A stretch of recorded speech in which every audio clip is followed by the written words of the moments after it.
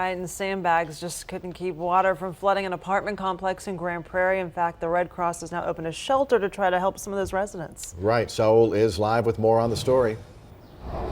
Yeah, in fact, residents here at the Fox Hollow Apartments here, they were ready. They're used to the flooding. In fact, as you mentioned, the sandbags, they had them ready and they put them in place over there behind me. You can see in the breezeway there, but didn't do any good. Those rushing waters just kept rising and rising, eventually made their way inside those apartments. And as a result, well, take a look at the video.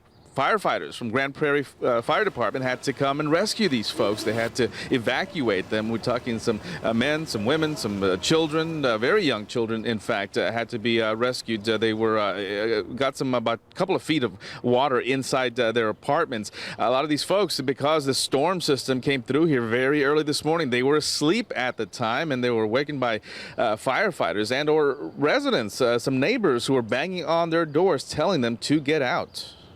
We had our bottom residents, since we couldn't go in the front, they would have to come out the back. The water pressure was cracking and the lower windows. it broke our downstairs neighbors' windows, so all their windows are broken. And the water rushed in. The water rushed in, yes.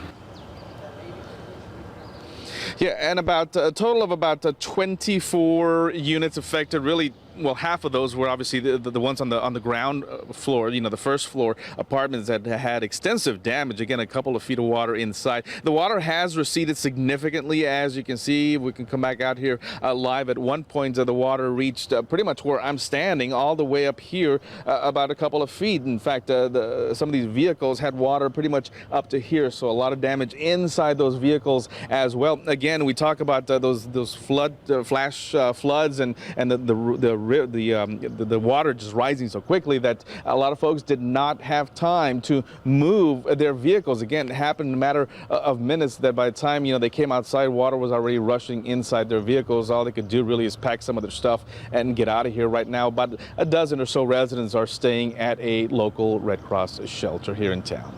That is the latest here in Grand Prairie. Saul Garza for Good Day.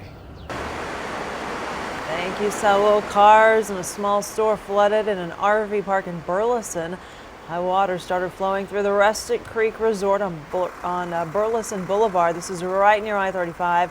No trailers flooded. Firefighters and police that were on the scene, they were just kind of monitoring the situation and trying to make sure that no one was in any danger.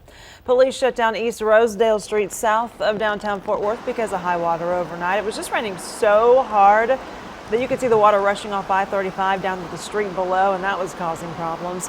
Police monitored the area. They reopened it once there was no longer a threat.